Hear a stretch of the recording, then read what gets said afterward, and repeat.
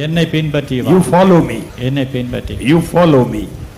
ஜபத்தை கேட்கும் எங்கள் தேவா, கிருபை பெரிதல்லோ. நாமம் மகிமைப்படுவதாக. இந்த காலை நேரத்திலும் என்னோடு கூட யோவான் எழுதின முதலாவது நிருபத்தை நீங்கள் என்னோடு கூட எடுத்துக்கொள்ளுங்கள். அப்போஸ்தலனாகிய யோவான் எழுதின முதலாம் நிருபம் முதலாவது அதிகாரத்தினுடைய முதல் வசனத்தை நான் உங்களுக்காய் வாசிக்கின்றேன். ஆதி முதல் இருந்ததும் நாங்கள் கேட்டதும் எங்கள் கண்களினாலே கண்டதும் நாங்கள் நோக்கி பார்த்ததும் எங்கள் கைகளினாலே தொட்டதுமாய் இருக்கிற ஜீவ வார்த்தையை குறித்து உங்களுக்கு அறிவிக்கின்றோம். நாம் ஜெபிப்போம். பரிசுத்தமுள்ள நல்ல பிதாவே, உமக்கு ஸ்தோத்திரம். இந்த காலை ஆராதனைக்காய் உமக்கு நன்றி செலுத்துகின்றோம். அப்போஸ்தலனாகிய யோவான் தன்னுடைய வாழ்க்கையிலே கேட்டதும் கண்டதும் நோக்கி பார்த்ததும் தொட்டதுமாய் இருக்கிற அந்த ஜீவ வார்த்தையை பற்றின ஒரு உண்மையை, சத்தியத்தை இந்த காலை நேரத்திலே அப்போஸ்தலன் எந்த நோக்கத்திற்காய் அதை எழுதினாரோ அந்த நோக்கத்தை நாங்கள் அடையும்படிக்கு தேவரீர் இந்த காலை நேரத்தில் எங்களோடு கூட நீர் பேசுவீராக. வசனங்களை கேட்கும் பொழுது ஒருவேளை அதை கேட்கக்கூடாதபடிக்கு ஆண்டவரே இருதயத்திலே சில கலக்கங்களும் சில வேதனைகளுமாய் உலகத்தினுடைய சில காரியங்களுமாய் இருக்கலாம்.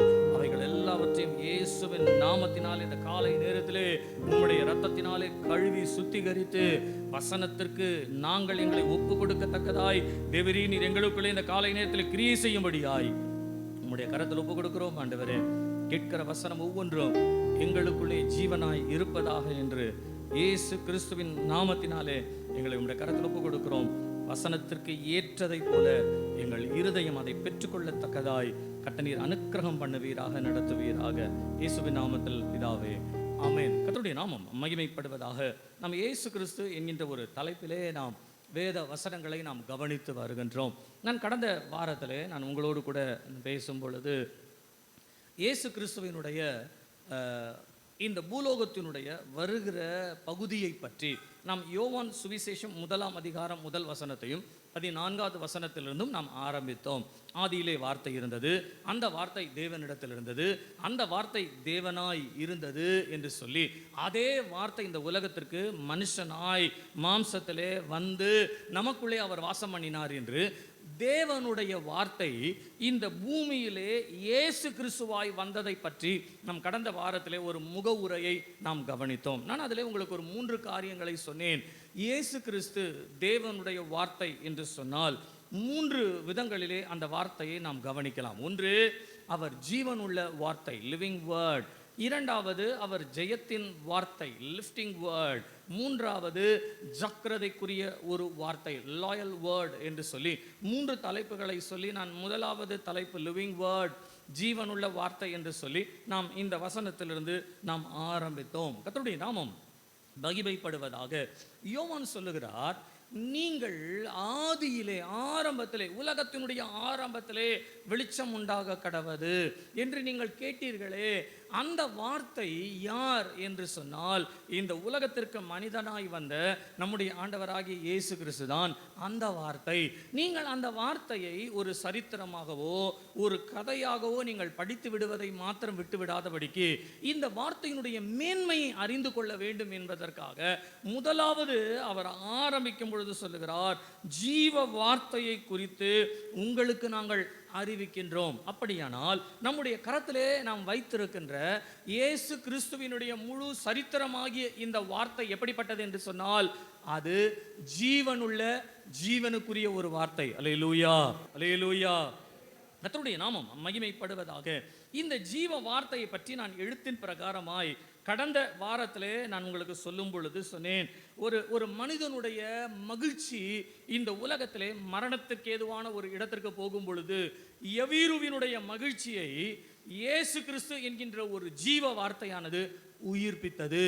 இரண்டாவது, உங்களுக்கு நாயினூரிலே உள்ள ஒரு விதவையினுடைய மகன் மரித்த பொழுது ஜீவ வார்த்தையாகிய இயேசு கிறிஸ்து மரித்து போனவனை ஜீவனோடு கூட எழுப்பினார். மூன்றாவதாக, மார்த்தாள் மரியாள் என்று சொல்லப்படுகிறவர்களுடைய சகோதரன் மரித்த பொழுது அவர்களுடைய வாழ்க்கையிலே அவன் ஒருவன் தான் சகோதரன் என்று, அவன் ஒருவன் தான் ஆண்மகனாய் வீட்டிலே இருந்தான், ஆனால் அவனும் மரித்து விட்டான் என்ற ஒரு நிலை வரும் பொழுது லாசருவே வெளியே வா என்று சொல்லி ஆண்டவர் அழைத்து அவனுக்கு ஜீவனை கொடுத்தார். ஆக இயேசு கிறிஸ்து, பரலோகத்தினுடைய ஜீவ வார்த்தையாகிய இயேசு கிறிஸ்து இந்த பூலோகத்திலே எழுத்தின் பிரகாரமாய் சொல்லப்பட்டவருடைய வாழ்க்கையிலே மரித்தவர்கள் திரும்பவும் உயிரோடு எழுப்பப்பட்டார்கள் என்பதை நான் எழுத்தின் பிரகாரமாய் சொன்னேன். இன்றைக்கு நாம் அதை இன்னொரு 2 விதங்களாய் ஆவிக்குரிய விதத்திலே நாம் அதை கவனிக்கலாமே.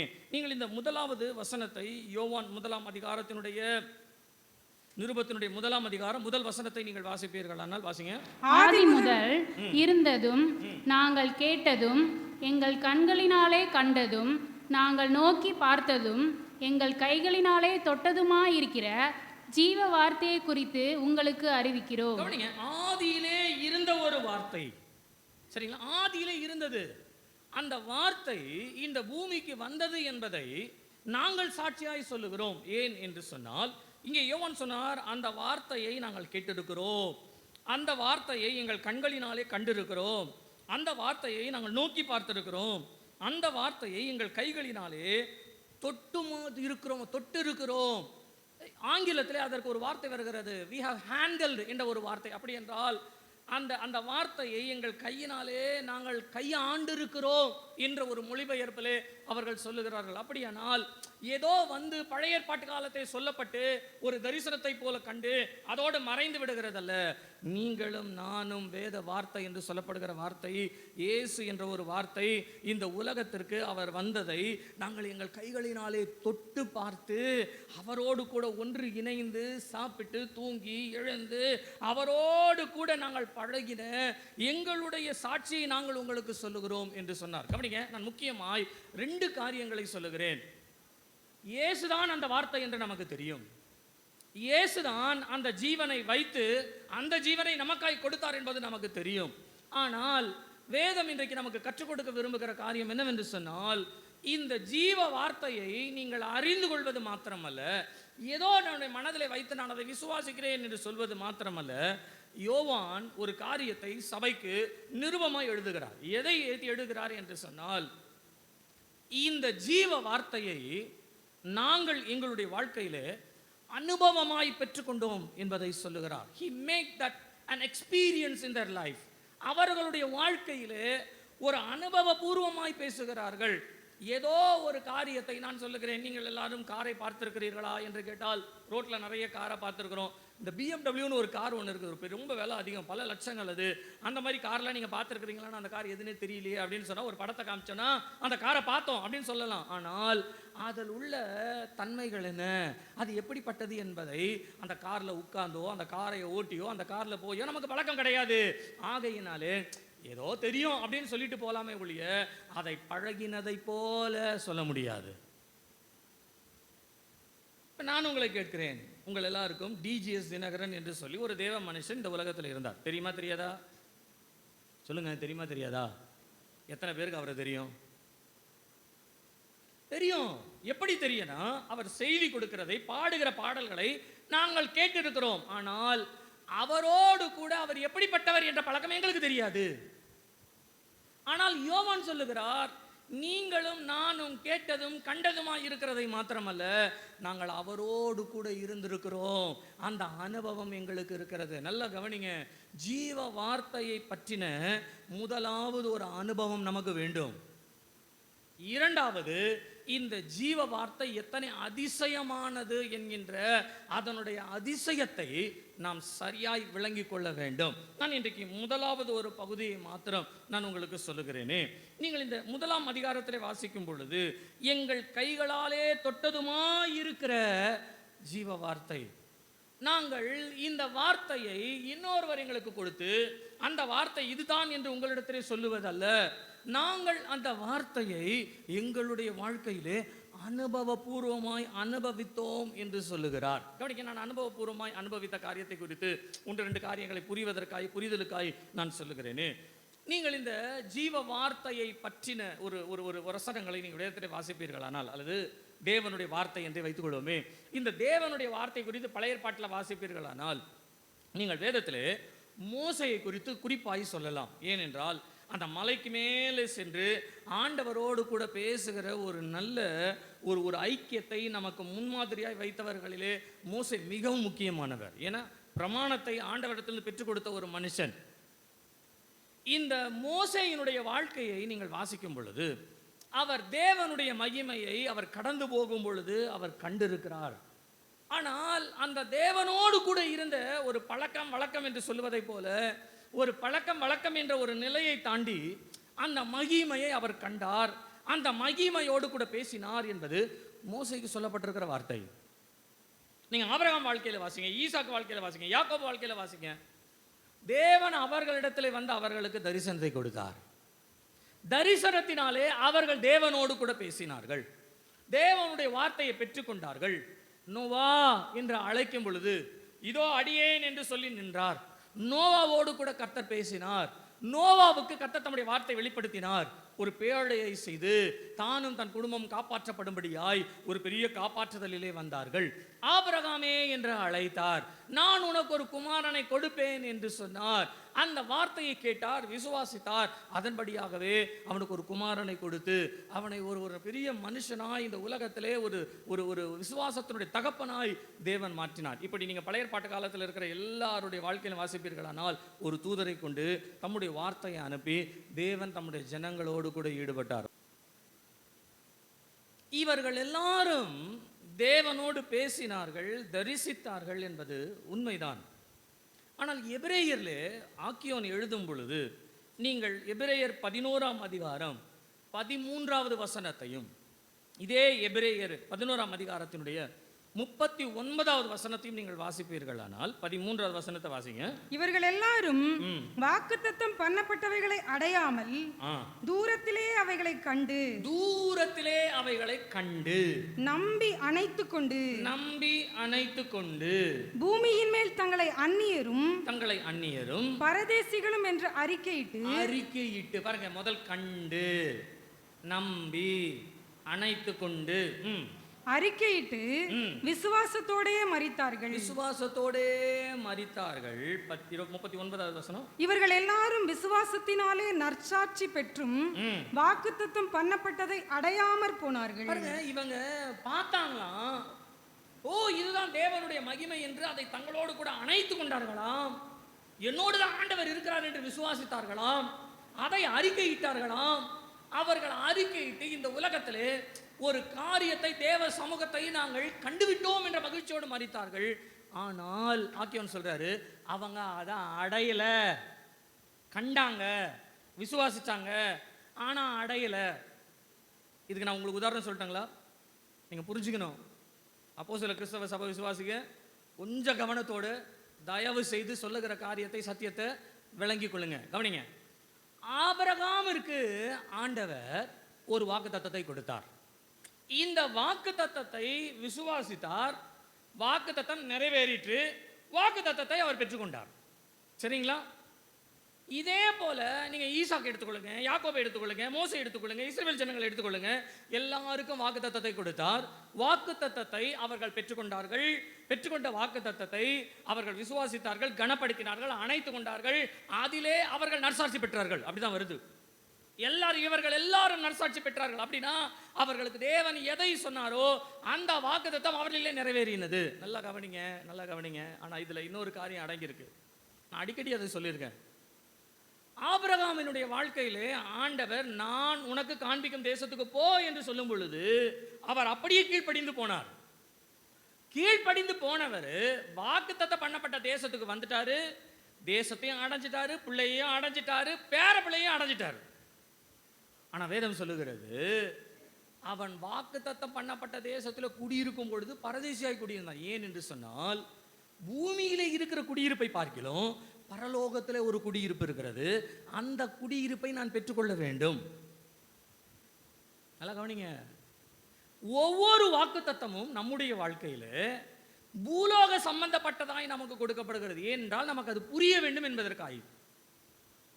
ஆனால் பூலோக சம்பந்தப்பட்டதை நாம் நாடும் பொழுது, விசுவாசிக்கும் பொழுது, தேடும் பொழுது, கனப்படுத்தும் பொழுது வேதம் சொல்லுகிறது, இந்த வாக்குத்தத்தத்தை சார்ந்து இருக்கின்ற ஒரு ஜீவனை தேவன் நமக்கு வெளிப்படுத்துகிறார். ஒரு உண்மையை நாம் அறியாத ஒன்றை வெளிப்படுத்துகிறார்.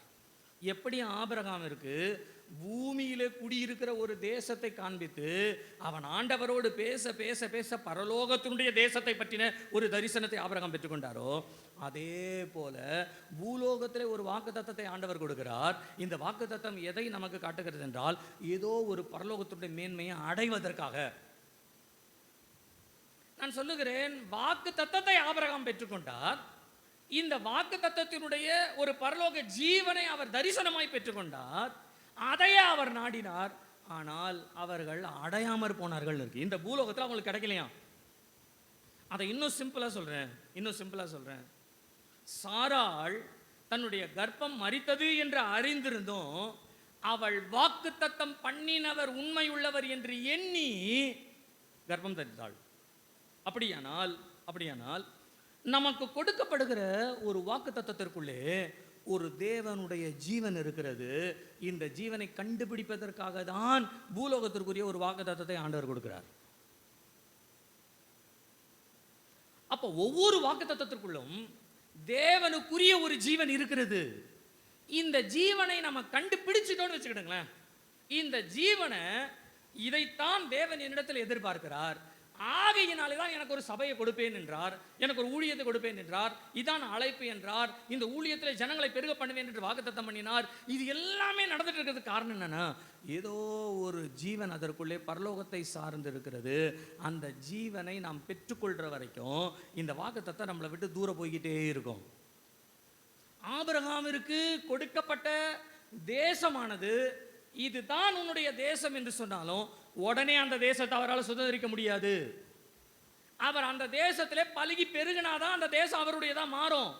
அப்ப பலுகி பெருகிறதுக்கு பிள்ளை கிடையாது. ஆகையினாலே நான் உனக்கு ஒரு குமாரனை தருவேன், அவன் மூலமாய் நான் இந்த தேசத்திலே உன்னை ஒரு பெரிய ஜாதி ஆக்குவேன் என்று சொன்னவர் உனக்கு ஒரு குமாரனை தருவேன் என்று சொல்லும் பொழுது வேதம் சொல்லுகிறது, ஆபிரகாம் கர்த்தரை விசுவாசித்தான். குமாரன் கிடைக்கும் என்று விசுவாசித்தான் என்று வரவில்லை, கர்த்தரை விசுவாசித்தான். நல்லா கவனிங்க, எபிரேயு பதத்தில் எழுதப்பட்டிருக்கிற மொழிபெயர்ப்புகளை, எபிரேயு மொழிபெயர்ப்புகளை நீங்கள் வாசிங்கன்னு சொன்னால், ஆபிரகாமிற்கு எப்படி ஒரு குமாரன் கிடைப்பான் என்ற ஒரு விசுவாசத்தோடு கூட ஆபிரகாம் தேவனை நோக்கி ஜெபித்தாரோ கேட்டாரோ, அதே போல தேவன் தம்முடைய ஒரே பேரான குமாரனை இந்த உலகத்திற்கு தந்தருளி நம்மை இந்த உலகத்திலிருந்து அவருடைய பிள்ளைகளாய் மாற்றப் போகிறார் என்கின்ற ஒரு சத்தியம் பழைய ஏற்பாட்டு காலத்திலிருந்து வருகிறது. இந்த பழைய ஏற்பாட்டு காலத்திலேயே இயேசுவையும் குமாரனுடைய துவத்தையும் தெய்வத்துவத்தினுடைய தன்மையும் இந்த உலகத்திற்கு நான் அனுப்புவேன் என்பது அவர்களுக்குள்ளே கொடுக்கப்பட்ட ஒரு ஜீவன். அவர்களுக்கு தெரியும் ஏதோ ஒரு தெய்வத்துவம் இந்த உலகத்தை வந்து ஆள போகிறது, ஆண்டவருடைய ஒரு சர்வ சிருஷ்டிக்குரிய ஒன்று இந்த உலகத்திலே வந்து ஆளுகை செய்து நம்மை மீட்க போகிறது என்கின்ற இந்த மீட்பின் அடையாளத்தை அவர்கள் கண்டார்கள், கவனித்தார்கள், விசுவாசித்தார்கள், அணைத்துக் கொண்டார்கள். ஆனால் அந்த மீட்பை அவர்கள் பெற்றுக்கொள்ளவில்லை. அந்த மீட்பை பற்றி தான் யோவான் சொல்லுகிறார், அவர்களுக்கு கிடையாமல் அடையாமற் போன ஒன்றை தேவன் உங்களுக்கும் எனக்கும் கொடுத்திருக்கிறார். என்னவென்று சொன்னால், இந்த உலகத்திற்கு வந்து தம்முடைய சரீரத்தையும் தன்னுடைய இரத்தத்தையும் நமக்காய் கொடுத்து நம்மை அவருடைய பிள்ளையாய் மாற்றிவிட்டார். அல்லேலூயா, அல்லேலூயா, அல்லேலூயா. கவனிங்க, நான் உங்ககிட்ட ஒரு கேள்வி கேட்குறேன், பதில் சொல்லுங்க. நீங்களும் நானும் ஆண்டவராகிய இயேசு கிறிஸ்துவுக்கு யார் அப்படின்னு கேட்டால் நீங்கள் என்ன பதில் சொல்வீங்க? கேள்வியை மாற்றி கேட்கட்டோங்களா? இயேசு கிறிஸ்துவை நீங்களும் நானும் எப்படி கூப்பிடுவோம் சொல்லுங்க? அப்பா அப்படின்னு கூப்பிடுவோமா? அப்பா தானே கூப்பிடுவோம், ஏசப்பான்னு தானே கூப்பிடுவோம். திடீர்னு நடுவில் ஒரு கூட்டம் ஒன்று வந்துடும், சரிங்களா? இயேசு கிறிஸ்துவ அப்பாலாம் கூப்பிடக்கூடாது. பைபிளில் எங்கே இருக்குது இயேசு கிறிஸ்துவ அப்பான்னு கூப்பிடணும்னு எங்கே இருக்குது சொல்லுங்கள்? நீங்கள் எங்கேயாவது யாராவது ஏசப்பான்னு கூப்பிட்ருக்காங்களா? ஏசப்பாவை ஆண்டவரேன்னு கூப்பிட்ருக்காங்களா? ஆண்டவரேன்னு சொல்லியிருக்காங்க, அப்போ ஆண்டவர் தான் சொல்லணும், ஏசப்பான்னு சொல்லக்கூடாது. யாராவது ஒருத்தர் டக்குன்னு இந்த இடத்துல ஏசப்பா அப்படின்னு சொல்லி எழுதியிருக்கு அப்படின்னு சொன்னீங்கன்னா உங்களுக்கு புது பைபிள் கொடுக்குறேன். எங்கேயாவது ஏசப்பான் இருக்கா? அப்பா பிதாவே என்று அழைக்கத்தக்கதான புத்திகிற சுவிகாரத்தினுடைய ஆவியை கொடுது. அப்பா பிதாவே என்று, அப்பா பிதாவே என்று பிதாவை அழைக்கத்தக்கதான புத்திர சுவிகாரத்தின் இயேசு கிறிஸ்துடைய ஆவியை நம்ம கொடுத்தார். அப்படிதான் அந்த வசனம். ஏசப்பாவை, இயேசு கிறிஸ்துவை அப்பா என்று யாராயிலும் கூப்பிட்டதுண்டா? அல்லது இயேசு கிறிஸ்துவை நீங்கள் அப்பா என்று கூப்பிடுங்கள் என்று சொல்லி வேதத்தில் எங்கே ஆகிலும் வசனம் உண்டோ? சொல்லுங்க. 1:12 வாசிங்க. நாமத்தின் மேல் விசுவாசம் உள்ளவர்களாய் அவரை ஏற்றுக்கொண்டவர்கள் எத்தனை பேர்களோ. எவரை ஏற்றுக்கொண்டவர்கள் எத்தனை பேரோ? இயேசுவை ஏற்றுக்கொண்டவர்கள் எத்தனை பேர்களோ அத்தனை பேர்களும் தேவனுடைய பிள்ளைகள் ஆகும்படி. யாருடைய பிள்ளைகள் ஆகும்படி? அப்ப யார் அப்பான்னு கூப்பிடணும்? கவனிங்க. இயேசு கிறிஸ்துவ அப்பான்னு கூப்பிட்டாலும் தப்பு கிடையாது. இயேசு கிறிஸ்துவ அண்ணான்னு கூப்பிட்டாலும் தப்பு கிடையாது. இயேசு கிறிஸ்துவ மணவாளனேன்னு கூப்பிட்டாலும் தப்பு கிடையாது. இயேசு கிறிஸ்துவ எஜமானேன்னு கூப்பிட்டாலும் தப்பு கிடையாது. சரிங்களா? அது எப்படி வேதத்தில் இல்லாத ஒன்றை அப்படின்னா, அப்ப இயேசு கிறிஸ்துவை நீங்க மணவாளன்னு கூப்பிடுறதுல தப்பு கிடையாது. மணவாளனே, எனது மணவாளனேன்னு பாட்டு பாடுறோம் இல்லைங்களா? தப்பு கிடையாது. ஆனா மணவாளனே கூப்பிடுற ஒருத்தரை அப்பான்னு நீங்க கூப்பிடக்கூடாதுன்னு சொல்ல முடியாது. ஏனென்றால் மணவாளன்ற ஒரு உரிமை, மணவாளன்ற ஒரு புருஷன், கணவன் என்று தமிழிலே சொல்லப்படுகிற வேதாகமத்தில் மணவாளன்ற ஒரு வார்த்தை எல்லாத்துக்குமே சமமாகும். ஒரு மணவாளனை நீங்க எப்படி வேணாலும் கூப்பிடலாம். உங்களுடைய அன்பை மணவாளனிடத்துல எந்த விதத்தில் வேணாலும் பாராட்டலாம். ஒரு மணவாளன் என்று சொல்லப்படுகிறவர் மணவாளனாகிய இயேசு கிறிஸ்துவை நீங்கள் அழைப்பதற்கு இது தான் உறவு, இப்படித்தான் என்பதை உலகத்தில் யாரும் சொல்ல வேண்டாம். நம்முடைய உறவிற்கு அது தெரியும். அல்லேலூயா சொல்லுங்க, சத்தமா சொல்லுங்க. ஆகையினால உங்களுக்கு எந்த அன்பின் நிமித்தமா நீங்க ஆண்டவரை கூப்பிடணுமோ முழங்கால் படிக்கிட்டு தனிமையை ஒவ்வொருத்தரும் ஒரு மாதிரி கூப்பிடுறாங்க. சிலர் டேடின்றாங்க, சிலர் அப்பான்றாங்க, சிலர் ராஜான்றாங்க, சிலர் தெய்வமேன்றாங்க. ஒவ்வொருத்தரும் ஒரு மாதிரி கூப்பிடுறாங்க. அவரை எந்த விதத்தில் நாம் நேசிக்கிறோமோ அப்படி கூப்பிடுவதற்கு நமக்கு முழு அதிகாரமும் உண்டு. அதை தான் நாங்கள் சொல்ல, அதிகாரத்தை கொடுத்திருக்கிறார். நீங்கள் அந்த அதிகாரத்தை பெற்றிருக்கிறீர்கள். இந்த அதிகாரத்தை நீங்கள் பெற்றது மாத்திரமல்ல, இந்த அதிகாரத்தின்படி அவரை அழைக்கும்படி அதற்குரிய அச்சாரத்தை கர்த்தர் நமக்கு கொடுத்திருக்கிறார். நான் சொல்லுகிறேன், அவரை அழைப்பதற்கும் அவரை உரிமை பாராட்டுவதற்கும் அவர் என்னுடையவர் என்று சொல்லி நமக்குள்ளே அவரை வைத்துக் கொள்வதற்கும் பழைய ஏற்பாட்டு காலத்திலே அவர்களுக்கு இல்லாத ஒரு உரிமையை ஆண்டவர் உங்களுக்கும் எனக்கும் கொடுத்திருக்கிறார். ஆமென் சொல்லுங்க, சத்தமா சொல்லுங்க. ஆகையினால நம்ம இயேசு கிறிஸ்துவ அப்பா என்ன வேணாலும் கூப்பிட்டுக்கலாம். சரிங்களா? இயேசு கிறிஸ்துவ நம்ம அப்பானே கூப்பிடுன்னு வச்சுக்கோங்களேன். இப்போ ஆபிரகாம் நம்ம பக்கத்தில் பர்வதத்தில் வந்து நிற்கிறார். ஆபிரகாம், ஈசாக்கு, யாக்கோபு, நம்மளாம் அவளை பார்த்தோன்னே ஆச்சரியப்படுவோம். நீங்களும் ஆபிரகாமா, உங்களை குறித்தெல்லாம் பைபிளில் நாங்கள் ரொம்ப படிச்சிருக்கோம் அப்படின்னு 2 வார்த்தை பேசிக்கிறோன்னு வச்சுக்கோங்களேன். இப்போ ஆபிரகாம் வந்து இயேசு கிறிஸ்துவை எப்படி கூப்பிடுவார்? ஆபிரகாமின் குமாரனாகிய, ஆபிரகாமினுடைய குமாரன் யாரு? தாவீது. அப்புறம் தாவீதின் குமாரனான இயேசு கிறிஸ்துவினுடைய வம்ச வரலாறு. சரிங்களா? அப்போ இயேசு கிறிஸ்துவ இவங்க என்ன முறையில் அவர் கூப்பிடுவார்? தாத்தா. இவங்க எல்லாம் தாத்தா, கிராண்ட் தாத்தா, கிராண்ட் தாத்தாஸ் அப்படி தான் வரும் இல்லை? கொள்ளு தாத்தா, அதுக்கப்புறம் என்னன்னு சொல்கிறது, ஏதோ ஒரு தாத்தா. அப்போ அந்த தாத்தா வரிசை இவங்க எல்லாம் தாத்தா. அவங்க எல்லாம் இவர் என்னன்னு கூப்பிடுவாங்க? பேராண்டி. அப்படி தானே வரும்?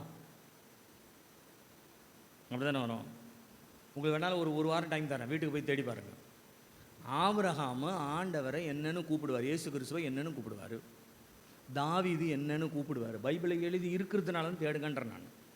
இயேசு கிறிஸ்து ஒரு இடத்துல சொல்கிறாரு, ஆபிரகாம் என்னுடைய நாளை காண ஆவலாக இருந்தார். தாவீதினுடைய சங்கீதத்தில் சொல்லப்படுகிறது, அதே ஆண்டவர் வந்து அதை எடுத்துக்காட்ட சொல்கிறாரு. என் ஆண்டவன் தாவீது என்னைய சொல்கிறாருன்றார், என் ஆண்டவன்.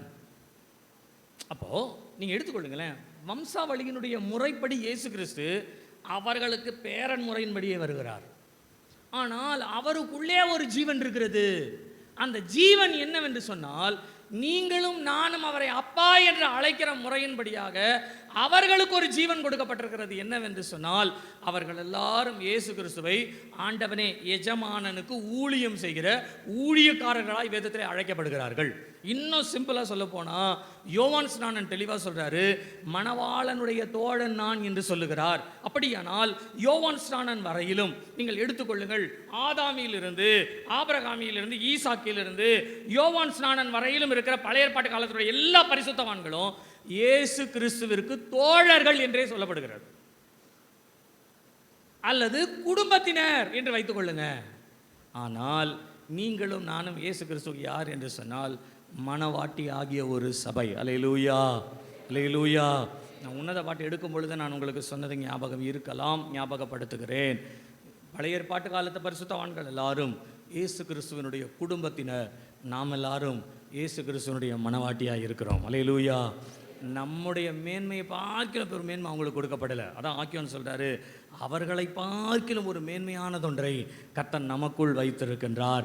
அவர்களுக்கு கிடைக்காத ஒரு மேன்மையை கர்த்தர் நமக்குள் வைத்திருக்கிறார். அது என்னவென்று சொன்னால், அவரோடு கூட சிங்காசனத்தில் உட்காரும்படிக்கு அவருக்கு உரியவர்களாய், அவருடைய சரீரங்களாய் அவரோடே கூட காணப்படுவதற்கு இயேசு மணவாளன் என்றால் நம்மை இயேசு மணவாட்டியாய் இந்த உலகத்தில் வைத்திருக்கிறார். அல்லேலூயா, அல்லேலூயா, அல்லேலூயா.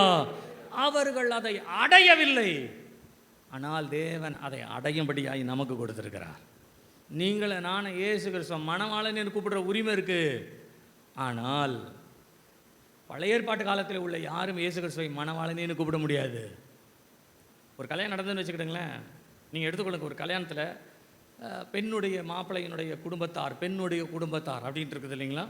இந்த பத்திரிகையில் பார்த்தீங்கன்னா மாப்பிள்ளையினுடைய குடும்பத்தாருடைய பேரில் தாய் மாமன் எல்லார் பேரும் வரும் இல்லை? பெண்ணுடைய தாய் மாமன், மாப்பிள்ளையுடைய தாய் மாமன், எல்லா குடும்பத்தினுடைய பேர் எல்லாமே வரும். சரிங்களா? கவனிங்க. அதில் ஏதாவது ஒரு தாய் மாமன் வந்து உன் பேர் மாத்திரம் உள்ளே போட்டுருக்குது, என் பேர் ஏன் உள்ளே போடல அப்படின்னு எந்த தாய் மாமனாவது கேட்பாங்களா? உங்களுக்கெல்லாம் கல்யாணம் ஆகிருக்குதுல்ல, நிறைய பேருக்கு கல்யாணம் ஆனவங்க யோசிச்சு பாருங்க. பத்திரிகை திறந்தா உள்ள டீட்டெயில் இருக்குமா? அது அப்படி திருப்பி கடைசி பக்கத்தில் தான் உங்களுக்கு எல்லார் பேரும் லைனாக வந்துடும். ஒரு பேரை விடாமல் எல்லாம் வந்துடும். இந்த ஒரு பேர் விடாமல் அதை பின்னால் பார்த்த உடனே ரொம்ப சந்தோஷமாக சரி சரி நம்ம பேர் போட்டுக்குது, நம்ம முன்னாலே போயிடணும் அப்படின்னு நினைப்பாங்க. ஆனால் இதில் பின்னால் இருக்கிற பேரில் ஒருத்தர் கூட ஏன் என் பேரை பொண்ணுக்கு கீழேயோ பையனுக்கு மேலேயோ போடலை அப்படின்னு ஏன் கேட்க மாட்டாங்க? ஏன்னா அவங்களுடைய வரைமுறை அந்த பக்கத்துக்கு கடைசியில் தான் வரும், முன்னால் வராது. நீங்கள் எடுத்துக்கொள்ளுங்க, ஒரு மணவாளனோ மணவாட்டியோ அவருடைய குடும்பத்தை சார்ந்தவருடைய பெயர் முக்கியப்படுத்தப்படுகிறது, ஆனால் அது கடைசியிலே வருகிறது. அதே போல பழைய ஏற்பாட்டு காலத்தில் உள்ள எல்லாரும் இயேசுவை அறிந்திருக்கிறார்கள். இயேசுவை ஆண்டவராய் நோக்கி, எஜமானனாய் நோக்கி, தனக்கு மேன்மை உள்ளவராய் நோக்கி அவர்கள் அழைத்ததுண்டு. அந்த இயேசு கிறிஸ்து இந்த கடைசி காலத்திலே சொல்லுகிறேன், உங்களுக்கும் எனக்கும் அந்த மேன்மையை கொடுத்து நம்மை மணவாட்டியாய் மாற்றியிருக்கிறார். அல்லேலூயா. அவர்கள் அடையாத ஒரு இடத்தை நீங்களும் நானும் அடைந்திருக்கிறோம். நல்ல கரங்களை கர்த்தரை ஸ்தோத்திரம் பண்ணுங்க. நீங்களும் நானும் அடையத்தக்கதாய், நீங்களும் நானும் பெற்றுக்கொள்ளத்தக்கதாய் நமக்கென்று ஆண்டவர் ஒரு மேன்மையை வைத்திருக்கிறார். நீங்க எங்க போனாலும் இந்த மேன்மையை மறந்துடக்கூடாது. கவனிங்க, உங்களுக்குள்ளே கர்த்தருடைய வார்த்தை ஜீவனாய் இருக்கிறது. இந்த ஜீவ வார்த்தை என்ன சொல்லுது தெரியுங்களா? நீ ஒரு மணவாட்டி, ஞாபகம் வச்சுக்கோ. நீ ஒரு மணவாட்டி, ஞாபகம் வச்சுக்கோ. ஒருவேளை நம்ம இடத்துல ஒரு சில தேவைகள் இருக்கிறது என்று சொல்லி, ஒரு தேவைகளுக்கு எப்படி ஒரு பிள்ளைகள் தன் தகப்பனிடத்தை தாயினுடைய முகத்தை நோக்குகிறதோ அதே போல ஒரு மனைவியும் தன் புருஷனுடைய முகத்தை நோக்கி தன் தேவையை பெற்றுக்கொள்ளலாம், பிள்ளையை போலவே பெற்றுக்கொள்ளலாம். இருக்கிறது, வழிமுறைகள் உண்டு. ஆனால் அந்த புருஷன் ஒருவேளை வீட்டில் இல்லை என்று சொன்னால் அந்த இடத்தை நிரப்ப வேண்டியது யாருடைய வேலை என்று சொன்னால் ஒரு மனைவியினுடைய வேலை. அப்படியானால் நீங்கள் யோசிச்சு பாருங்க, நம்ம எங்கே போனாலும் வந்தாலும் நமக்குள்ள ஒரு ஜீவன் இருக்குது. என்னன்னா, மணவாட்டின்ற ஒரு ஸ்தானத்தை கர்த்தர் கொடுத்துருக்கிறார். நான் எஸ்தர் புத்தகத்தில் மறக்க முடியாத ஒரு சம்பவத்தை நான் அடிக்கடி உங்களுக்கு சொல்லியிருக்கேன். கடந்த முறை கூட நான் அதை உங்களுக்கு சொல்லியிருக்கிறேன். இந்த எஸ்தர் ராஜாவின் இடத்துல வந்து பேசுகிறார். 3வது முறையாக ராஜா என்ன வேண்டும் என்று கேட்கும் பொழுது ராஜாவின் இடத்திலே எஸ்தர் தன்னுடைய மனதிலே உள்ள ஒரு காரியத்தை அவர் வெளிப்படுத்துகின்றார். அப்படி வெளிப்படுத்தும் பொழுது இந்த எஸ்தர் சொன்ன ஒரு வார்த்தை ரொம்ப முக்கியமாய் இதிலே சொல்லப்படுகிறது. நீ இந்த ராஜ்யத்திலே பாதி கேட்டாலும் உனக்கு அது கொடுக்கப்படும் என்று சொல்லப்படும் பொழுது அவள் தன்னை குறித்தும் தன்னுடைய குடும்பத்தை பற்றினதான காரியத்தை குறித்தும் எல்லாவற்றையும் ராஜாவினிடத்திலே எஸ்தர் வெளிப்படுத்தும் பொழுது ராஜாவுக்கு நேரிட போகிற நஷ்டத்துக்கு 7ஆம் அதிகாரம் 4வது வசனம் வாசிங்க. கொன்று நிர்மூலமாக்கும்படி நானும் என் ஜனங்களும் விற்கப்பட்டோம், அடிமைகளாகவும் வெள்ளாட்டிகளாகவும் விற்கப்பட்டு போனாலும் நான் மௌனமாயிருப்பேன். இப்பொழுதோ ராஜாவுக்கு உண்டாகும் நஷ்டத்துக்கு அந்த சத்துரு உத்தரவாதம் பண்ண முடியாது. பாருங்க, யார் வந்து உன்னுடைய நாட்டை காப்பாத்துறாங்க, தேசத்தை காப்பாத்துறாங்க, வீட்டை காப்பாத்துறாங்க, இவங்க இருக்காங்க அவங்க இருக்கிறாங்கன்னு பேசுறாங்களோ அவர்கள் எல்லாரும் ஒரு நாள் நஷ்டம் வரும்பொழுது விட்டு போய் விடுவார்கள். ஆனால் ராஜாவுக்கு வரப்போகிற நஷ்டத்தை நான் தான் ஈடுகட்ட முடியும், நான் தான் அதை தடுக்க முடியும், இந்த நஷ்டத்திலிருந்து ராஜாவை காப்பாற்ற முடியும் என்று யார் யோசித்தார் என்று சொன்னால் அந்த ராஜாவை மணந்த ராணி, தன்னுடைய சொந்த மனைவி தான். அப்படியானால் மணவாளனாகி இயேசு கிறிஸ்துவுக்கு இந்த உலகத்தில் அவருடைய பெயரில் எந்த நஷ்டம் வருகிறது, அவருடைய சபைக்கு என்ன நஷ்டம் வருகிறது, அவருடைய கூட்டத்திற்கு என்ன நஷ்டம் வருகிறது, அவரை சார்ந்திருக்கிற பிள்ளைகளுக்கு என்ன நஷ்டம் வருகிறது, இந்த நஷ்டம் வரும் பொழுது இது ராஜாவை பாதிக்குமே என்று சொல்லி யார் அந்த ராஜாவினுடைய பொறுப்பை தன்னுடைய இருதயத்திலே அந்த ஜீவனை சுமந்து நடக்கிறார்களோ அவர்களுக்குள்ளே தான் யோவான் சொல்லுகிறார் அந்த ஜீவன் வெளிப்பட்டது. அல்லேலூயா, அல்லேலூயா, அல்லேலூயா. கர்த்தருடைய நாமம் மகிமைப்படுவதாக. என கருமையான கர்த்தருடைய பிள்ளைகளே, நமக்குள்ளே ஒரு தேவனுடைய ஜீவனை நாம் வைத்திருக்கின்றோம். ஒவ்வொரு வசனத்தையும் வாசிக்கும் பொழுது நான் சொல்லுகிறேன், இந்த வேதத்தை வாசிக்கிறவர்கள் ஒவ்வொருவரும் ஒவ்வொரு விதத்தில் அதை வாசித்துக் கொள்ளட்டும். ஆனால் நீங்களும் நானும் வாசிக்கும் பொழுது இதில் சொல்லப்பட்ட ஒவ்வொரு வார்த்தையும் நிறைவேறுதலுக்கான உத்தரவாதிகளாய் கர்த்தர் உங்களை என்னை வைத்திருக்கிறார். மரித்தவர்கள் அதை முடித்துவிட்டு போய்விட்டார்கள். ஆனால் உயிரோடு இருக்கிற நமக்கு ஆண்டவர் அடிக்கடி ஏன் இதை ஞாபகப்படுத்துகிறார், ஏன் அடிக்கடி இதை ஆண்டவர் சொல்லிக் கொடுக்கிறார் என்று சொன்னால், நீங்களும் நானும் இந்த வசனத்தினுடைய உத்தரவாதத்தை வைத்திருக்கிறோம். உத்தரவாதம் என்று சொன்னால் நான் அப்படி சொல்லுகிறேன், இந்த வார்த்தை இப்படி சொல்லுகிறேன், புரிந்து கொள்ளுங்களேன். இதில் எழுதப்பட்ட வசனங்கள் இனிமேல் நிறைவேறும்படியாய் இருக்கிறது. இந்த நிறைவேறுவதற்கு நீங்களும் நானும் பொறுப்பாளியாய் இருந்து அதை நிறைவேற்ற வேண்டும், பொறுப்பாளிகளாய் இருக்க வேண்டும். இன்றைக்கு வசனத்திலே பொறுப்பற்றவர்களாய் வாழுகிற வாழ்க்கை உலகத்திலே அதிகரித்து விட்டது. ஆனால் சபைக்குள்ளே சொல்லுகிறேன், அப்போஸ்தல கிறிஸ்தவ சபைக்குள்ளே சொல்லுகிறேன், அந்த வார்த்தை நமக்குள்ளே உருவாக வேண்டும். அப்படியானால் அந்த வார்த்தையினுடைய அனுபவத்தை சரியாய் புரிந்து கொள்ள வேண்டும். அவர் மணவாளன், நான் மணவாட்டி என்று சொன்னால், மணவாளன் பரலோகத்திற்கு சென்றிருக்கிறார், வரப்போகிறார். வரப்போகிறவருக்கு நாம் எதிர்கொண்டு போக வேண்டும். நான் ஒரு மணவாட்டியாய் ஆயத்தப்படுத்த வேண்டும். என்னோடு கூட இருக்கிறவர்களை நான் ஆயத்தப்படுத்தி கொண்டு போய் நான் சேர்க்க வேண்டும் என்று சொன்னால், எனக்குள்ளே தேவன் மணவாட்டி என்று சொல்லப்படுகின்ற ஒரு ஜீவனை வைத்திருக்கிறார். அரக்கோணத்தில் ஊழியம் செய்த என்ற சகோதரியினுடைய கணவர் எங்கள் அத்தா மறிச்சிட்டார். அப்போ நாங்கள் போகிறோம், எல்லாரும் பார்க்குறோம், எல்லாம் இது அவருடைய அடக்கத்திற்கு உண்டான காரியங்கள் சபையில் கொண்டு வந்து வைக்கிறது பண்ணுறது. நாளை காலையில் அவர் எந்த இடத்துல அடக்கம் பண்ணணும்னு நினைக்கிறது, பெட்டி வர வைக்கிறது, எப்படி அடக்க ஆராதனை பண்ணுறது, இதெல்லாம் ஒன்று ஒன்றா சபையில் கொண்டு வந்து வச்சுட்டாங்க. இப்போ இது ஒன்று ஒன்றா நடக்கிறதுக்கு அந்த சபையில் 2 மூப்பர்கள் இருக்காங்க, 2 பேர் இருக்கிறாங்க, வயசில் மூத்தவர்கள் இருக்காங்க. அவங்க தான் வந்து மற்ற காரியங்கள் எல்லாம் வந்து பார்க்குறாங்க. நான் அதை கவனிச்சுட்டே இருக்கேன். ஒவ்வொரு காரியமும் அவங்க செய்கிறதுக்கு முன்னால் நேராக என் சகோதரியின் இடத்துல வந்து கேட்குறாங்க, பாஸ்டமா இந்த காரியத்தை. அப்போ அவங்க சரி செய்துருங்க அப்படின்றாங்க. இன்னொருத்தர் வந்து சொல்கிறார், பாஸ்டமா காஃபி ஏதாவது, சரி அப்போது ஆர்டர் பண்ணி சீக்கிரம் எடுத்துகிட்டு சொல்லி வச்சிட சொல்லுங்கள். அவங்க பாட்டு உட்காந்து ஒவ்வொரு காரியத்தை வந்து கேட்குறாங்க, செய்கிறாங்க. நான் கேட்குறேன், சபை தானே இது, சபை தானே, நீங்கள் பாட்டு நீங்கள் இஷ்டத்துக்கு நீங்கள் ஒன்று செய்ய வேண்டியது தானே, நீங்கள் எதுக்கு வந்து கேட்கணும்? நல்லா கவனிங்களேன். அவர் உயிரோடு இருக்கும் பொழுது அவர்களுக்கு மனைவி என்ற ஒரு ஸ்தானம் இருந்தது. ஆனால் நல்லா கவனிங்க, அவர் உயிர் போன பின்பு அவருக்குள்ளே சபையிலே வைத்திருந்த அந்த அதிகாரத்தினுடைய தன்மை ஆட்டோமேட்டிக்காக அவங்க கைக்கு வருது, ஆட்டோமேட்டிக்காக வருது. இயேசு இந்த உலகத்தில் இருக்கிற வரையிலும் தான் எல்லாவற்றையும் ஆளுகை செய்து கொண்டு அவர் வந்தார். அவர் ஆளுகை செய்கிறவர், என் பிதாவின் இடத்திற்கு நான் போய் உங்களுக்கு ஒரு ஸ்தலத்தை ஆயத்தப்படுத்தி விட்டு வருகிறேன் என்று அவர் மேலே போகும் பொழுது அவர் இந்த பூமியில் என்ன செய்ய வந்தாரோ அந்த செய்வதற்குண்டான அதிகாரம் யாரிடத்தில் இருக்குதுன்னா உங்ககிட்ட என்கிட்ட தான் இருக்குது. அல்லேலூயா, அல்லேலூயா. நான் சொல்லுகிறேன், நம்மை மிஞ்சி ஒரு காரியம் இந்த உலகத்தில் நடைபெறும் என்று சொன்னால் அது ஒருவேளை நம்முடைய அவிசுவாசத்தினால் இருக்கலாமே ஒழிய, என்றைக்கு நாம் அவரை ஏற்றுக்கொண்டு அவருடைய மணவாட்டி என்ற ஒரு ஸ்தானத்தை நாம் பெற்றவர்களாய் மணவாட்டியாய் நாம் ஆயத்தப்பட்டிருக்கிறோமோ அந்த ஆயத்தத்திலே நான் சொல்லுகிறேன். நான் அதை இன்னும் கூட புரியும்படியாய் சொல்லுகிறேனே, ஆண்டவர் நம்மை பரலோகத்திற்கு அழைத்து செல்ல, அவருடைய வீட்டுக்கு அழைத்து செல்வதற்கு முன்பாகவே இந்த உலகத்தில் வந்து நம்மோட நிச்சயத்தை செய்துவிட்டு போய்விட்டார். இப்போ யோசிச்சுக்கொள்ளுங்க, நிச்சயம் பண்ண வீடு, ஒரு பிள்ளைய கல்யாணத்துக்காக நிச்சயம் பண்ணிட்டாங்க, 1 மாதம் கழிச்சு 2 மாதம் கழிச்சு கல்யாணம். நிச்சயம் பண்ண மறுநாள்ல இருந்து நீங்கள் எடுத்தீங்கன்னா அந்த பிள்ளை யாருக்கு சொந்தம்? சொல்லுங்க. வெளியிலேயே அனுப்ப மாட்டாங்களே, வெளியிலேயும் அனுப்ப மாட்டாங்க.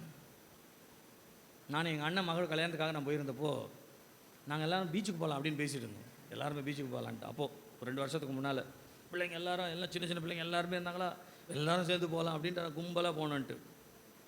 ஒரே ஒருத்தர் மாத்திரம் பீச்சுக்கு வர முடியாது. யாருன்னா கல்யாணம் ஆக போகிற பொண்ணு. ஏன் அப்படின்னா அவன் இன்னொருத்தனுக்கு சொந்தம் ஆயிட்டா. சொந்தமானவளை பாதுகாக்க வேண்டியது நம்முடைய கடமை. யாருக்கு நிச்சயம் பண்ணாலோ அவனுடைய ஆளுகை அவளுக்குள்ளே இருக்கிறபடியினால் நம்முடைய இஷ்டத்திற்கு அவளை ஆளுகை செய்ய முடியாது.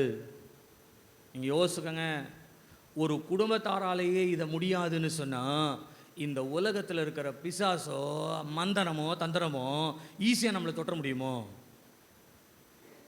மனுஷர்கள் என்று சொல்லப்படுகிற மனுஷ அதிகாரங்கள் நமக்கு விரோதமாய் வர முடியுமோ? அதைத்தான் யோவான் சொல்லுகிறார், உங்களுக்குள் ஒரு ஜீவன் இருக்கிறது, அந்த ஜீவனை அனுபவிங்க. அனுபவிக்கும் பொழுது தான் அதனுடைய அதிகாரம் உங்களுக்கு தெரியுமே ஒழிய, இன்றையோடு படித்து முடித்து என் ஆத்மாவே கர்த்தரை சோத்தரின்னு சொன்ன பிறகு இந்த பைபிளை மூடி அதோட இந்த பைபிளை எடுத்துட்டு போய் வச்சு வீட்டில் பத்திரமா டெய்லி எடுத்து தொடவே கூடாது. பைபிள் ரொம்ப புனிதமானது. தொடச்சி வீட்டில் கர்த்தருடைய வார்த்தைன்னு தொட்டு கும்பிட்டு போகிறது.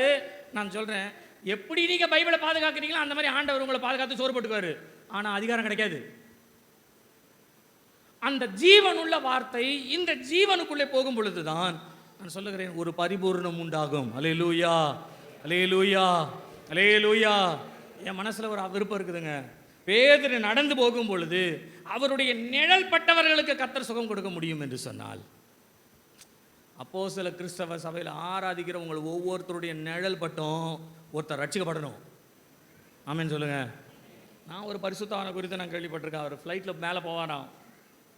ஃப்ளைட்டில் மேலே போகிறாரு பாருங்க, அந்த போகிற அந்த நிழல் பூமியில் படுது பாருங்க. அந்த பூமியில் எங்கெல்லாம் படுதோ அப்படி படும் பொழுதே முழங்கால் படிக்கிட்டு ஜனங்கள் வந்து பாவ அறிக்கையிடுவார்களாம். இருதயத்தில் ஏதோ ஒரு குற்றம் பண்ணுறேன், ஏதோ ஒரு தப்பு நடக்குது, இந்த தப்புலேருந்து நான் வெளியில் வரணும், என்னை காப்பாற்றுறதுக்கு ஒரு ஆண்டவர் இல்லையான்னு சொல்லி அவங்களே யாருமே சுவிசேஷம் சொல்லாமலேயே முழங்கால் படிடுவாங்களாம். அது முடியும் அப்படின்னு சொன்னால் நான் சொல்கிறேன், இன்றைக்கும் ஆண்டவரால் அதை நிறைவேற்ற முடியும். அல்லேலூயா, அல்லேலூயா. நான் சொல்கிறேன், உங்களுக்குள்ளே ஒரு ஜீவன் இருக்கிறது. அந்த ஜீவன் இயேசு கிறிஸ்து நமக்காய் கொடுத்து விட்டு போன ஜீவன். அந்த ஜீவன் தான் ஆதியிலே உண்டாக கடவது என்று சொன்ன ஒரு ஜீவன். அந்த ஜீவனை உங்களுக்குள்ளே நீங்கள் வைத்திருக்கிறீர்கள் என்று சொன்னால், இந்த காலை நேரத்திலே சொல்லுகிறேன், நம்முடைய ஆண்டவர் நமக்குள் இருந்து எதையும் செய்ய வல்லவர். அல்லேலூயா, அல்லேலூயா, அல்லேலூயா. கவனிங்க, நான் ஒரே ஒரு பகுதியை மாத்திரம் நான் உங்களுக்கு முன்பாய் நான் வைத்து நான் சீக்கிரமாய் நான் முடிக்கிறேன். ஒரு 15 நிமிஷம், அதுக்கப்புறம் யூத் மீட்டிங் இருக்கிறதுனால நான் சீக்கிரமாய் நான் முடிச்சிடறேன். ஒரே ஒரு வசனத்தை மாத்திரம் வாசிங்களேன். ரோமர் 4ஆம் அதிகாரம் 17வது வசனத்தை என்னோடு எடுத்துக்கொள்ளுங்கள். ரோமர் 4ஆம் அதிகாரம் 17வது வசனம் வாசிங்க. அநேக ஜாதிகளுக்கு உன்னை தகப்பனாக ஏற்படுத்தினேன் என்று எழுதியிருக்கிறபடி அவன் தான் விசுவாசித்தவருமாய் மரித்தோரை உயிர்ப்பித்து இல்லாதவைகளை இருக்கிறவைகளை போல அழைக்கிறவருமாய் இருக்கிற தேவனுக்கு முன்பாக நம்ம எல்லாருக்கும் தகப்பனானார். கவனிங்க. இந்த நாளிலும் உங்களுக்கு ஒரே ஒரு காரியத்தை நான் மனதிலே வைக்கிறேன். தேவனுடைய வார்த்தை ஜீவன் உள்ளது. அந்த ஜீவன் இன்றைக்கு நமக்குள்ளே இருக்கிறது.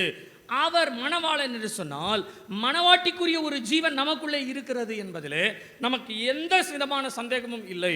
ஆனால் இந்த ஜீவன் நமக்குள்ளே அனுபவபூர்வமாக எப்பொழுது மாறுகிறது என்பதை நாம் ஒவ்வொரு நாளும் ஆராய்ந்து பார்ப்பதற்கு நல்ல ஒரு வசனம் அப்போஸ்தலனாகிய பவுல் எழுதுகிற ரோமருக்கு எழுதும்போது சொல்லுகிறார், நம்முடைய ஆண்டவருடைய வார்த்தை எப்படிப்பட்டது என்று சொன்னால், இல்லாதவைகளை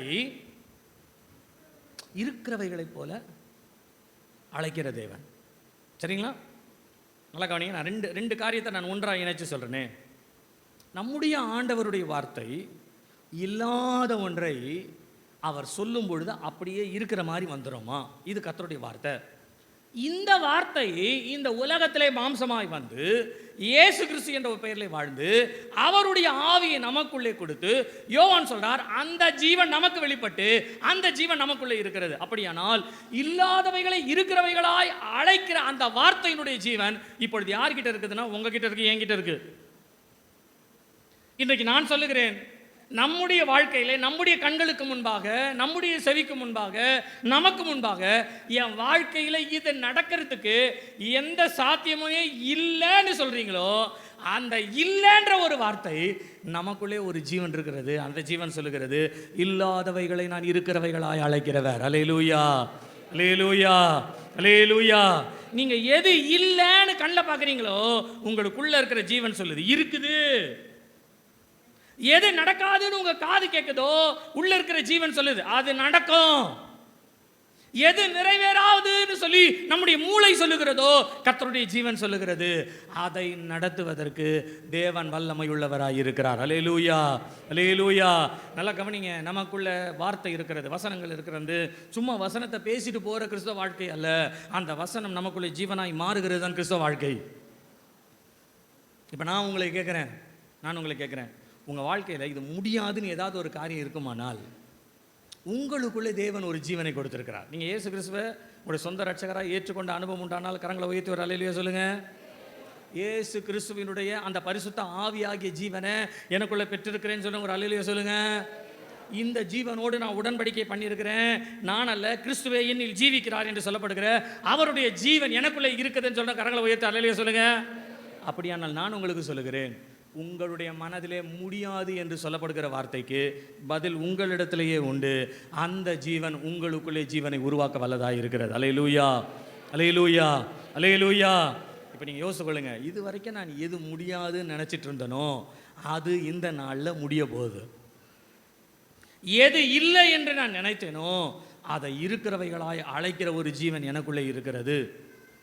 எது இந்த உலகத்தில் ஒன்றும் இல்லை என்று இருக்கிறதோ அந்த ஒன்றுமில்லாத இடத்திலிருந்து ஒரு மண்ணை எடுத்து அந்த மண்ணை எப்படி மனிதனாய் மாற்றி தேவன் இல்லாத ஒரு மனிதனை உண்டாக்கினாரோ அதே போல என்னுடைய வாழ்க்கையிலே வராது, நடக்காது, இல்லை என்று சொல்லப்படுகிற ஒரு காரியத்தை எனக்குள்ளே இருக்கிற வார்த்தை இனிமேல் உருவாக்க போகிறது என்று எத்தனை பேர் விசுவாசிக்கிறீங்க? கரங்களை உயர்த்தி ஒரு அல்லேலூயா சொல்லுங்க. அல்லேலூயா, அல்லேலூயா. அப்படியானால் இல்லாதவைகளை இருக்கிறவைகளாய் அழைக்கிற தேவன் என்ற வார்த்தை வேதத்தில் உண்மையானால் என்னுடைய வாழ்க்கையில் இல்லாது, வராது, நடக்காது என்ற காரியத்தை தேவன் நிறைவேற்ற போகிறார்.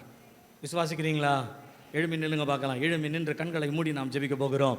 தேவ சமூகத்தில் கொஞ்ச நேரம் தேவ சமூகத்தில் நம்மை ஒப்பு கொடுத்தவர்களாய், நம்மை ஒப்புவித்தவர்களாய், ஆண்டவருடைய வார்த்தைகளை நம்புகிறவர்களாய், தேவனுடைய வார்த்தையை பற்றி கொள்ளுகிறவர்களாய், பிடித்து கொள்ளுகிறவர்களாய். நான் சொல்கிறேன், உங்கள் வாழ்க்கையில் இது முடியவே முடியாது அப்படின்னு நீங்கள் நினச்சிங்கன்னா உங்களுக்குள்ளே இருக்கிற ஜீவன் இன்னைக்கு முதல் ஒரு உருவாக்குற அஸ்திபாரத்தை போட போகுது.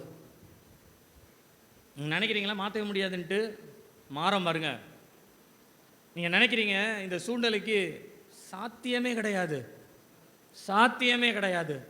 ஆண்டவர் ஒரு முறை பேசும்போது சொன்னார், அந்த நல்ல ஒரு வாலிபன், வசதி உள்ள பணக்கார ஒரு வாலிபன் ஆனவன் இயேசுனுடைய வார்த்தையை கேட்டு துக்கத்தோடு போகும்போது ஆண்டவர் ஒரு வார்த்தை சொன்னார், ஐஸ்வர்யவான் பரலோக ராஜ்யத்தில் பிரவேசிப்பது இத்தனை அரிதாக இருக்கிற கஷ்டம். அதுக்கு பதிலாக ஒட்டகமானது ஊசியின் காதிலே நுழைவது. நுழைஞ்சிருமா? ஒட்டகம் ஊசி காதில் போயிருமா? நூலே போக மாட்டேங்குது. ஊசின்னு சொன்னால் நமக்கு தமிழ் பைபிளில் ஊசின்னு இருக்குது. எபிரேய பதத்தில் ஊசின்னு சொன்னால் என்ன அர்த்தம்னா, அந்த பட்டணத்தில் பெரிய வாசல் இருக்குது பாருங்க, அந்த பெரிய வாசலை ராத்திரி ஆனால் அடைச்சிருவாங்களாம். அதுக்கு மேலே யாரும் வரக்கூடாது, தெரியாத ஆட்கள் உள்ளே நுழையக்கூடாதுன்றதுக்காக அடைச்சிருவாங்க. ஆனால் வியாபாரத்திற்கு சென்று விட்டு வந்த உள்ளூர் வாசிகள் இருப்பாங்கள்ல, அவங்க வெளியில் இருப்பாங்கள்ல, அவங்க வெளியில் இருக்கிறாங்கன்றதுக்காக ஒரு சின்ன நுழைவாயில் வச்சுருப்பாங்களாம். நீங்கள் பெரிய பெரிய கம்பெனியில் பார்த்தீங்கன்னா பெரிய கேட் இருக்கும்ல, அப்படியே திறந்தோன்னே பெரிய லாரி உள்ளே போகும். அந்த கேட்டுக்கு பக்கத்தில் பார்த்தீங்கன்னா சின்ன கேட்டு ஒன்று இருக்கும். எதுக்குன்னா நம்ம ஒரு ஆள் நடந்து போகிற ஆளாக தான் இருக்கும். அந்த சின்ன கேட்டு இருக்கு பாருங்கள், அதை தான் எபிரேய பதத்தில் நமக்கு தமிழில் ஊசியினுடைய காதுன்னு வருது, வேறு ஒன்றும் கிடையாது. அதில் ஒட்டகம் ரொம்ப நெளிஞ்சு கிழிஞ்சு அப்படியே உள்ள தள்ளி தான் உள்ள போகணுமா, ரொம்ப கஷ்டமாக போகிறது. ஆண்டவர் சொன்னார், அதுக்குள்ளே ஒட்டகம் கூட போயிடும், ஆனால் பரலோக ராஜ்யத்துக்குள்ளே ஐஸ்வர்யன் போக முடியாதான். அப்போ சீசர் கேட்குறாங்க, அப்போ யார் தான் ரட்சிக்கப்படக்கூடும், யார் தான் பரலோகத்துக்கு போகக்கூடும்? ஆண்டவர் சொல்றாரு, இது மனிதனால் கூடாது, ஆனால் அது தேவனால் கூடும். அல்லேலூயா, அல்லேலூயா, அல்லேலூயா. நான் சொல்லுகிறேன், இடது கையை இருதயத்தில் வச்சுக்கோங்க, வலது கையை பரலோகத்துக்கு நேராக உயர்த்தி கொள்ளுங்க. உங்கள் மனசில் யோசிங்க, எது முடியாதுன்னு நீங்கள் இது வரைக்கும் நினச்சிங்களோ அதை மனசில் கொண்டு வாங்க. உங்கள் மனசில் கொண்டு வாங்க. உங்களுடைய ஜீவன் அதோடு கூட பேசட்டும். உங்கள் மனசாட்சியோடு கூட, உங்கள் மனதோடு கூட, உங்கள் அறிவோடு கூட, உங்கள் திறமையோடு கூட உங்களுக்குள்ளே இருக்கிற ஜீவன் பேசட்டும். ஜீவனுக்கும் இன்றைக்கு சூழ்நிலை 2 பேருக்கும் பேச நடக்குது. நம்முடைய அறிவுக்கும் நமக்குள்ளே இருக்கிற ஜீவனுக்கும் இன்றைக்கு ஒரு போர்க்காலம் நடப்பதை போல பேச்சுவார்த்தை நடக்குது. நான் சொல்லுகிறேன், நம்முடைய மூளைக்கும் அறிவுக்கும் எட்டாத ஒரு காரியத்தை நமக்குள்ளே இருந்து தேவனுடைய ஜீவன் நிறைவேற்ற போகிறபடியினாலே, அது நிறைவேற்ற போகிறபடியினாலே நல்ல கரங்களை உயர்த்தி சொல்லுங்க, என்னால் கூடாத ஒரு காரியத்தை என் தேவன் எனக்காக செய்து முடிக்க வல்லவராயிருக்கிறார். எனக்குள்ளே கொடுக்கப்பட்ட ஜீவன், எனக்குள்ளே கொடுக்கப்பட்ட இயேசு கிறிஸ்து என்ற வார்த்தையின் ஜீவன் காரியங்களை நடப்பிக்க முடியாது என்று என் மனது சொல்லும், இல்லை என்று என் மனது சொல்லும். ஆனால் அதை தேவன் எனக்குள்ளே செய்ய வல்லவராய் இருக்கிறார். நல்ல கரங்களை தட்டி, நல்ல கரங்களை தட்டி.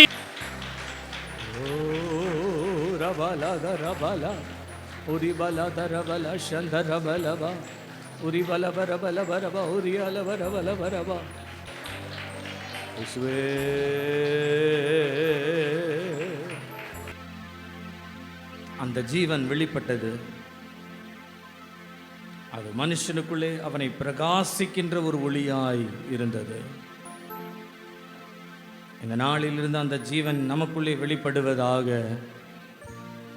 அந்த ஜீவனுக்குரிய ஒரு அனுபவம் நமக்குள்ளே உருவாவதாக. ஒவ்வொரு முறையும் காரியங்களும் சூழ்நிலைகளும் முடியாது முடியாது இல்லை என்று சொல்லும் பொழுது அந்த ஜீவன் எனக்குள்ளே பரிபூர்ணப்படட்டும், அந்த ஜீவன் எனக்குள்ளே உருவாகட்டும், அந்த ஜீவன் என்னை வழி நடத்தட்டும். கரங்களை தட்டி கர்த்தரை ஸ்தோத்திரிப்போம். நன்றி ஆண்டவரே, நமக்கு நன்றி செலுத்துகிறோம். தகப்பனே, நமக்கு நன்றி செலுத்துகிறோம். அப்பா, நமக்கு நன்றி செலுத்துகிறோம், நன்றி செலுத்துகிறோம். இயேசுவின் நாமத்தில் பிதாவே, ஆமென். என்னை பின்பற்றி வா. You follow me. என்னை பின்பற்றி You follow me. ஜபத்தை கேட்கும் எங்கள் தேவா.